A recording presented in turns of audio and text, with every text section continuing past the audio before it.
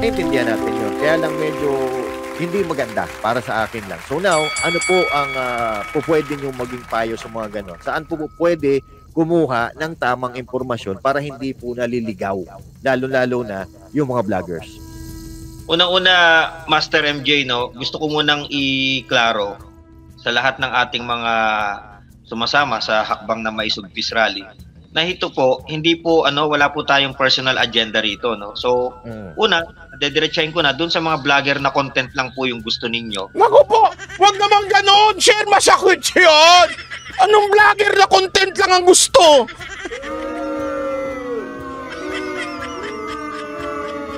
Masakit naman yun, sir!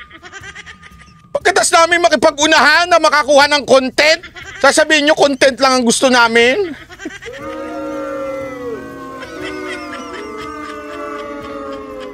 Eh di kayo na. Eto na, pag-usapan na natin. So pagising ko nga, may akusasyon na naririnig ko na kesyo daw dito sa Maisog na ito, meron daw spy-spy na nagaganap. Sabi ko, ano ba na naman yung spy-spy na yan? Sino ba naman nagsabi niyang spy-spy na yan? Na kesyo, alam nyo, ganito mga kababayan ha. Kasi, ako po, sanay na po ako sa ganyang gathering. This is not my first time na sumama sa rally. And this is not the first time na sa bawat rally, hindi talaga perpekto. Sa bawat organizer, hindi ho talaga perpekto. Pero isang bagay ang natutunan ko sa mga rally. Huwag kang magmagaling. Huwag kang feeling na kailangan yung rally pagsilbihan ka. O yung organizer, itrato kang importante porket lumalabas ka na sa vlog mo, maraming nanonood sa'yo. Huwag kang ganon. Sorry totoo po ito. Kasi this is, dapat mabasag trip itong mga ilang vlogger natin. Pagpasensya nyo, nakakilala ko pa man din tong vlogger na ito.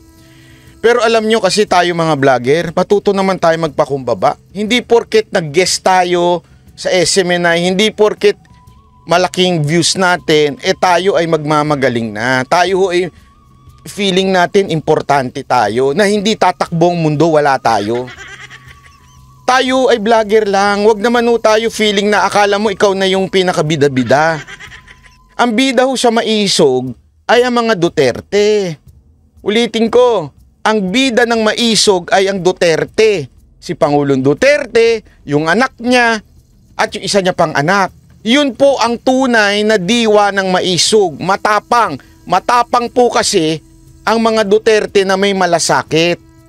Huwag tayong feeling porket nabigyan lang tayo ng pagkakataon mag-appear sa SMNI o di kaya naman maraming nanonood sa atin, kailangan mag-adjust sila sa oras natin.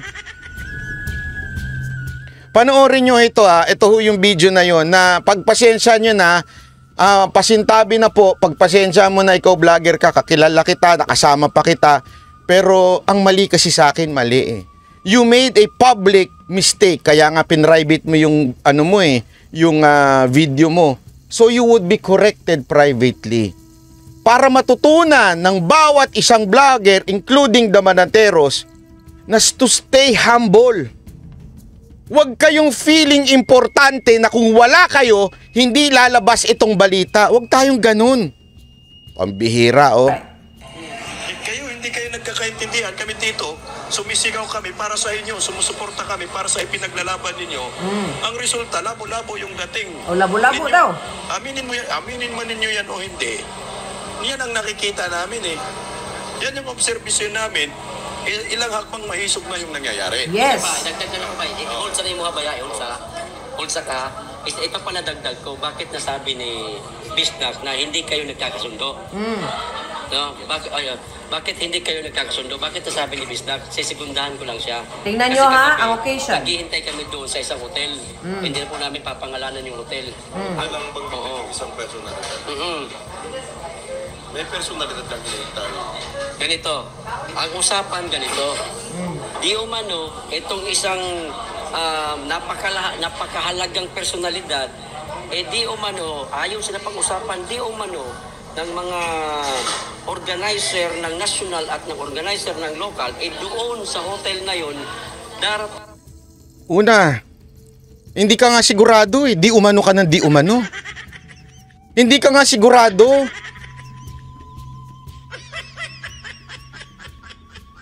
Yung personaheng hinihintay at susunduin o sinundo o Eto, ngayon, sabi ni bakit mo pa sinisita publicly? You know why? Kasi they did this publicly. Kailangan maikorekto publicly. Para hindi natularan at ulitin pa. Ulitin ko ha. Alam nyo kasi, sinasabi nilang personalidad, tapos hindi pumunta, hindi doon natuloy. Nangyayari kasi talaga yan eh. Ewan ko ba, first time nyo bang pumunta ng rally? Nangyayari talaga, minsan magulo ang schedule ng mga VIPs. May mga dahilan, security issues. May mga dahilan na hindi sila pinayagan na hindi na nila maipaliwanag at that time kasi hindi pwedeng ilabas. Kasi gusto natin mga vlogger na alamin natin ng lahat, magpaliwanag sila sa atin. Gunggong! Hindi nila kailangan magpaliwanag sa atin kung bakit hindi natuloy. Minsan talaga hindi natutuloy. Tandaan natin yan, minsan hindi natutuloy at kung hindi man natuloy, hindi sila obligadong magpaliwanag sa atin. Ganun lang kasimple yun. Kung ayaw nila, wala na tayong magagawa. Wag na nating kesyo sasabihan pa nating may spy sa loob. Wala naman namimilit sa inyo kuhanan eh. Sila. Kung ayaw natin, diwag. Kung ayaw nila, diwag. Tapos. Hindi yung kung ano-ano pa sasabihin natin as if may spy. Ugaling tipi yan eh. Yung feeling entitled lagi. susunduin sa airport o And then? sinundo sa airport. Pero bakit hindi doon nakarating sa tamang lokasyon, kundi sa ibang lokasyon? Agoy. Doon pa lang wala nang pagkakaisa. Yes. Binabali nung iba ang napagkakasunduan. O Ang tanong dyan, sino ba ang susundin ninyo? sino ba talaga? Dapat merong isang susundin sa inyo. Kami naguguluhan kami. Kami naghintay din kami doon. Kasi ang usapan doon daw. Tapos nung malaman-laman namin, sa ibang lugar pala pumunta. Para kami tanga. Ganito kasi huwag kayong magalit sa amin dahil ito ay sariling obserbasyon namin. Political vlogger kami. Talagang ilalabas namin kung ano ang mga nakikita namin. Correct. Hindi ka namin lahat ilalabas kasi re-respeto namin kayo. Ang ano lang namin dyan, Yung babae ata dito, tanso. So ginagamit niya ngayon tong video na to para magkakulo dito sa Maisog. ay ayusin nyo yung sistema ninyo, ayusin nyo yung organisasyon ninyo. Huwag kayong magpataasan ng ihi dyan. Anak ko. Huwag kayo kanya-kanyang pasikat. Agoy.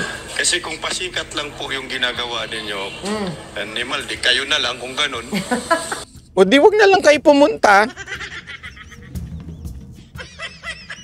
Kung talaga naintindihan nyo, honestly, marami akong nakikitang pagkakamali na Maisog pero hindi ko na sinasabi. Mayroong mga pagkakamaling organizer na kulang kasi gano'n naman talaga ang rally. You have to understand, hindi naman ito yung tipo ng rallying ginawa ng gobyerno. Ito po'y organic rally lang. Naturalmente, merong mga pagkukulang na mangyayari. Hindi ba pwedeng intindihin na lang ho natin yun? Kasi itong mga nagrarally na ito, itong mga organizer, hindi naman sila binabayaran. Sila po'y mga kusang loob na lang. Kusang na loob na lang, kesa natulungan ninyo supposedly DDS vlogger, nagre-reklamo pa kayo.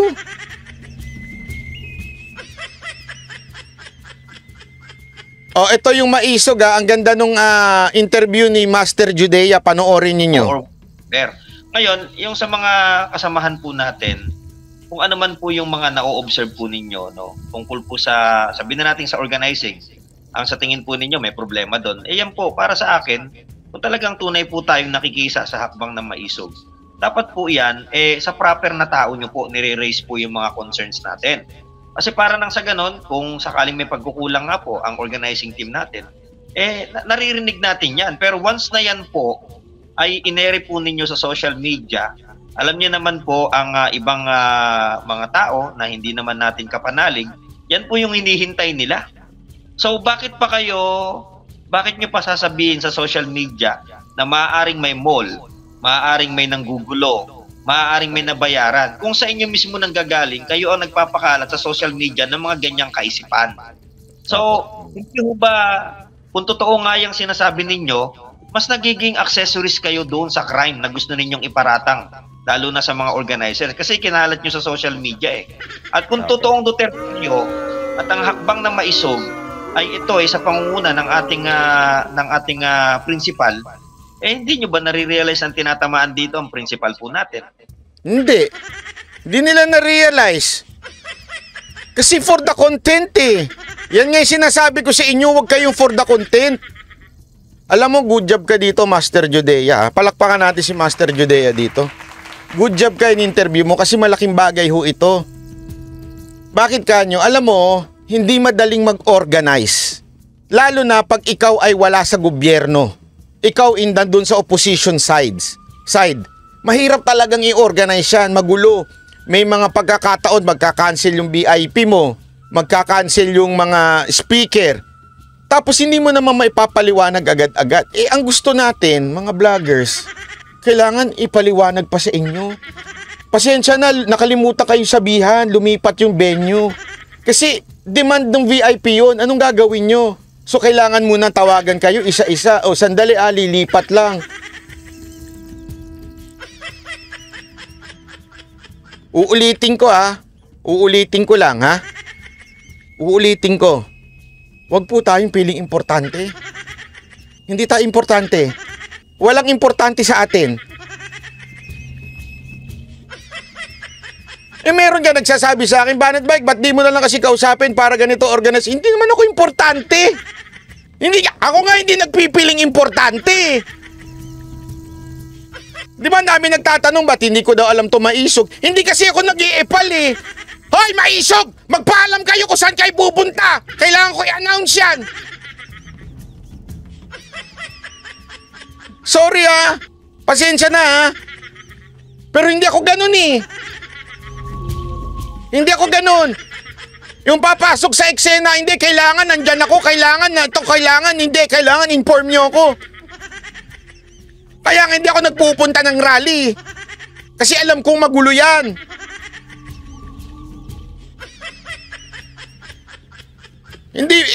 Hindi biro. Alam ko po yan na matalagang kahit saang rally, kahit nung panahon pa ng kampanya ni Pangulong Duterte, maraming boss. Sanay po kasi ako sa ganyan eh. Yung napakaraming boss sa rally, ang daming organizer, ang daming bida-bida. Hindi ko sinasabing bida-bida sila. Maraming ganyan. Pero hindi ko nalang pupunahin yun. Kaya nga nung one time, pinapunta kami sa venue. Sabi nung taga Cavite, bawal kayo, Mocha Girls. Okay po, salamat po, uwi na po kami. Ganun lang, uwi na kami, bye-bye. Nagpaalam na kami dun sa boss. Sir, uwi na po kami kasi ayaw po kami papasukin Okay lang po, next time na lang. Ganun lang. Hindi yung, hindi, kami may karapatang, kailangan nyo kaming inform. Kung hindi, magwala kami dito. O kung hindi, may espiya na kayo. Anong nadulot? Di pulutan kayo ngayon ng mga tanso. Gulo-gulo na ng mundo, sumali pa kayo. Ito problema kasi sa ibang vlogger Ang vlogger, hindi kayo ang topic. Ang topic iba. Sila Duterte ang bida, hindi kayo. Bida-bida kasi tayo minsan eh. Para lang may content, magbibida-bida tayo. Gusto nyo topic, kayo.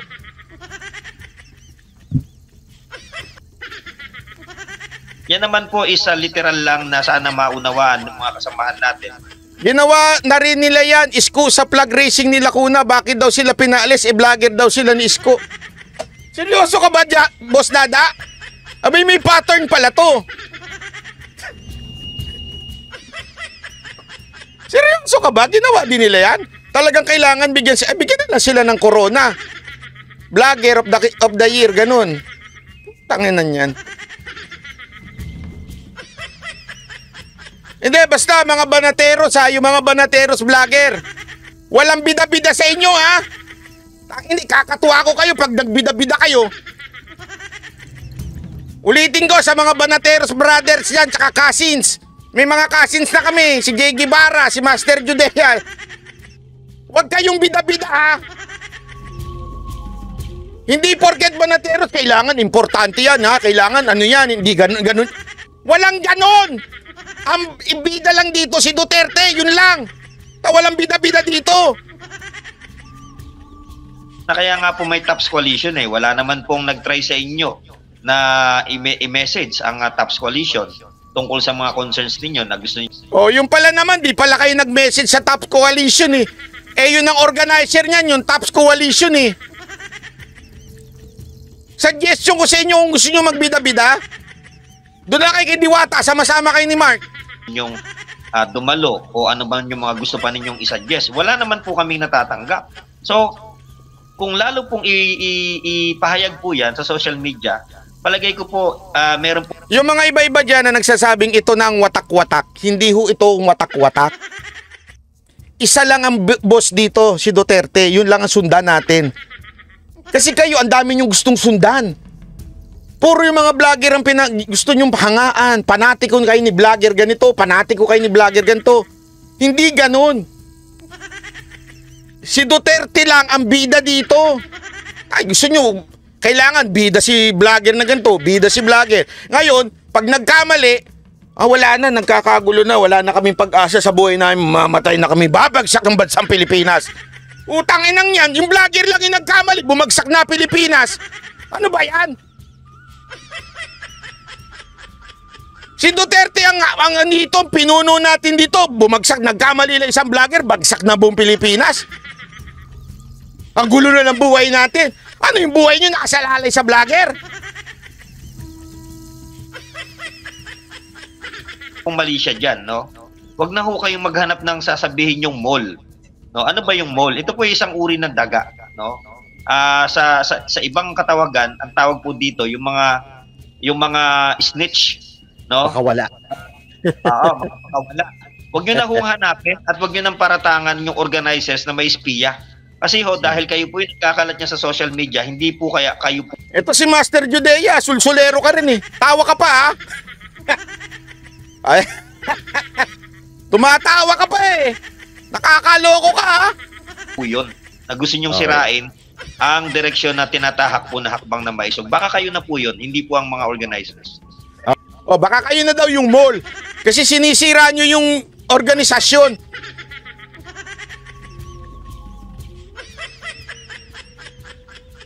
Basta ako, ito lang sa akin, kung asan si Duterte, yun ang legit.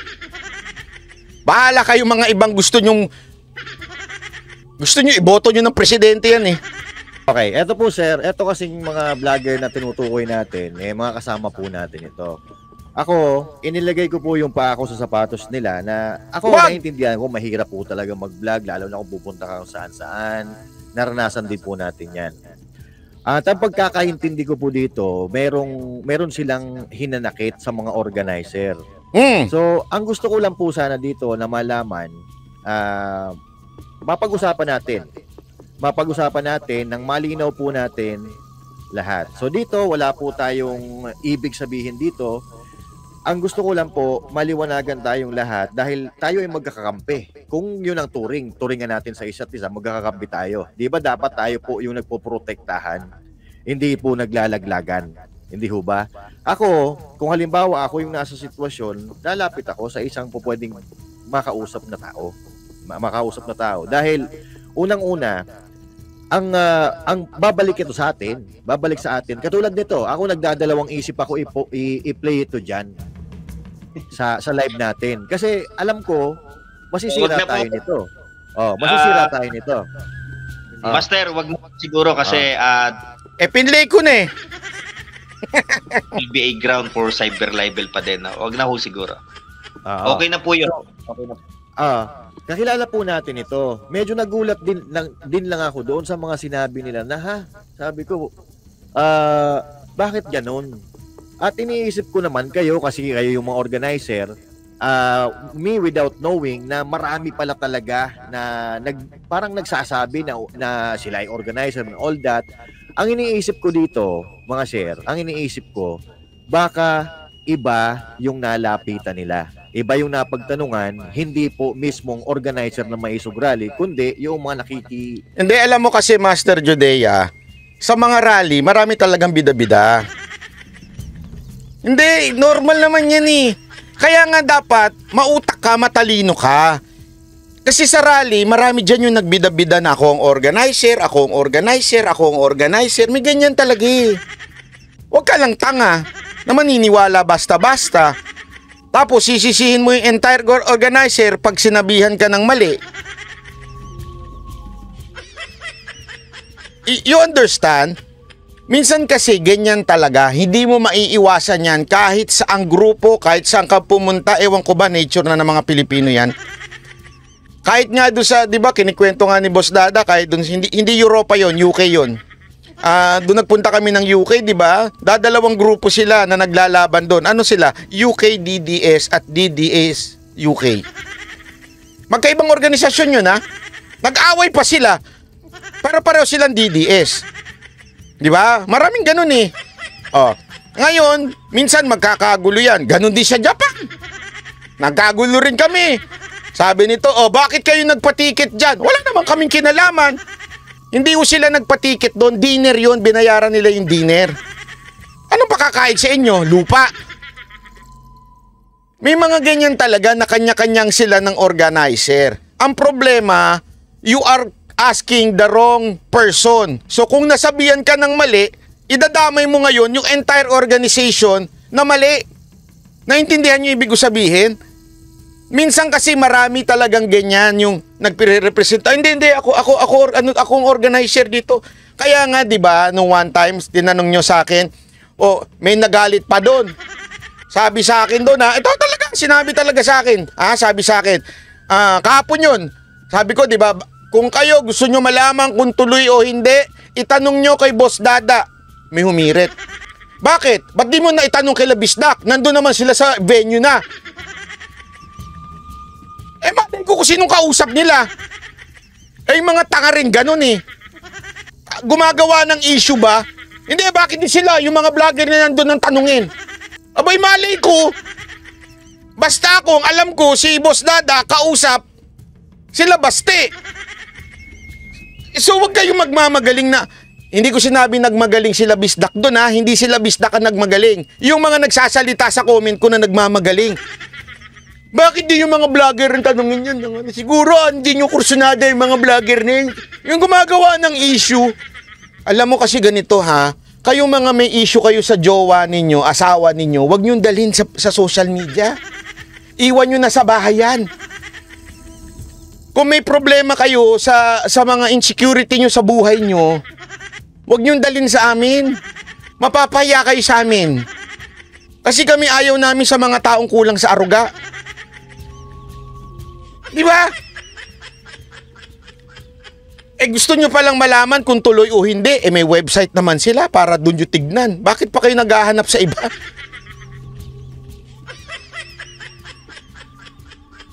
At least sila nag-effort. Ikaw, balimbing. At least ako, pogi. Ikaw, nanonood sa akin.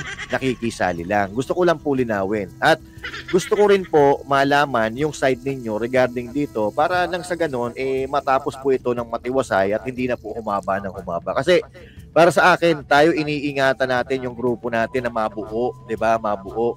Hindi naman siguro maganda na maghahantong tayo doon sa hindi pagkakaunawa. Sabi ng iba, let's not include Pastor Kibuloy about the KOJC here because the vlogger has his own decision. Correct. Na tayo ay magkakakampi. Hindi ho ba? So now, okay, sir, actually, nagdadalawang isip po talaga ako. Although, may post ito. May post na naka-upload ngayon sa YouTube. Tiningnan ko kayo doon sa nagsabi mismong dalawa. Wala sila doon. Doon sa isa meron. Tapos may isang babae na hindi na natin babanggitin yung pangalan kasi medyo hindi maganda talaga pakinggan. So para sa akin, dapat kinausap yung tamang tao sana, no? para nagkaintindihan talaga. So ngayon sir, ano po yung masasabi nyo dito o payo doon sa mga vloggers na sumasama sa Maisog na gusto makakuha ng tamang informasyon para sila ay hindi, kasi ang medyo mabigat po yung mga binatawan nila dito na nagmukhang tanga sila at Sulsulero ka rin, Master Judea, no? Mabigat talaga yung sinabi nila eh. Sulsulero! Si Master Judea no? Hindi. Tama naman siya sabi ni Master Judea. Buti nga yung interview niya eh. kayo daw parang nagpapagalingan, nagpapataasan ng ihi, parang sa akin hindi ko masasabi 'yon na ganoon. On social Di maganda kasi yun yung salitang nagpapataasan ng ihi, may spy. Alam mo, pwedeng simpleng ano na lang eh. Di ba kami naman po, pinuna rin namin yan eh. Noong time na hindi pinapasok yung SMNI. Sinabi namin, dapat sa Maisog organizer, i-prioritize nyo yung SMNI. Alam naman namin hindi kayo yun eh. Malamang kasi tandaan ninyo, pag mga local, okay, meron niyang organizer sa baba na walang alam sa politika. Basta hinire sila to organize. So kung sino lang yung may ID, hindi naman nila alam kung sino yung mga personality. Okay? Hindi naman dapat natin sisihin yung mga nasa taas. Na wala nang, alam mo yun, magulo lang talaga dun sa baba. Kaya nga sinabi namin noon that time, sabi namin, dun sa Maisog organizer, nakikiusap tayo, yung mga SMNI, payagan natin makapasok kasi sila na nga lang nagko-cover. Sinasabi natin gano'n. Hindi para sabihin, hindi, may spy siguro kayo. Nagpapataas kasi kay Ihi eh. Hindi maganda eh. Alam mo, makakasira doon sa pinaglalaban kung ano-ano pa yung nasa bukang bibig natin. Media, knowing the fact na tayo po ay magkakakampi. So siguro, dala na rin ng pagod nila at puyat. Sabi tuloy ni Boss Dada, yung marami pa kaming alam, ayaw lang namin kayong mapahiya. Hindi kasi, alam nyo ba number 1 criteria ko yan sa Banateros? Easy lang. Ano lang tayo? Low profile lang. Kung maaari, kung hindi tayo pumunta, huwag na tayo pumunta.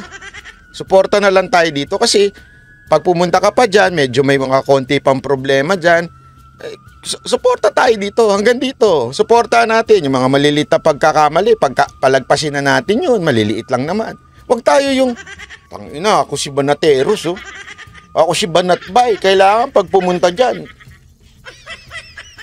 Di ba? Mga ganun-ganun eh. Kailangan. Sino ba tayo? Tayo ba yung nakikipag-ano dito? Hindi, alam mo kung bakit. Eto mga kababayan ha. Alam mo ba ganyan si Lucifer? Sorry pero katotohanan to. Alam niyo ba si Lucifer ganyan? Siya ang pinakamagaling. Siya ang worship leader na anghel. Hanggang naisip niya one time, sa tingin ko, mas kaya ko na. Masusunod na sa akin ng tao kaysa ang Diyos. Kaya siya nagrebelde. Feeling niya, siya na yung pinakamagaling. Maraming sumunod sa kanyang mga nagrebelde rin. Kaya nga may kampo ng mga demonyo. Wala ko sinasabing may demonyo sila ha. Sinasabi ko lang, yan kasi yung pinapasok ng demonyo sa isang tao. Yung, alam mo ba, kung wala ka naman wala namang pupunta dyan. Kung wala yung announcement mo, kailangan ka nila. Ikaw ang magbibigay ng maraming tao dyan. Ikaw. Kung wala kang vlogger ka, sigurado ako walang pupunta dyan. Hindi mo in-announce yan. Ugok. Sorry. Kung di ka nagla-live, wala kang Maisog. Nga demonyo no? Naintindihan natin yon. Kaya lang medyo hindi maganda para sa akin lang. So now, ano po ang pwede nyo maging payo sa mga ganon? Saan po pwede kumuha ng tamang impormasyon para hindi po naliligaw? Lalo-lalo na yung mga vloggers. Unang-una, Master MJ, no, gusto ko munang i-klaro sa lahat ng ating mga sumasama sa hakbang na maisugpis rally na ito po, hindi po wala po tayong personal agenda rito, no. So, una, dediretsahin ko na dun sa mga vlogger na content lang po yung gusto ninyo. Naku po, wag naman ganon. Share, masakit yun. Anong vlogger na content lang ang gusto?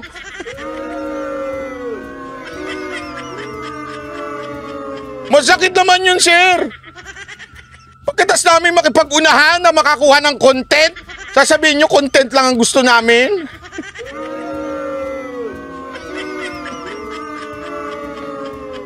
Eh di kayo na.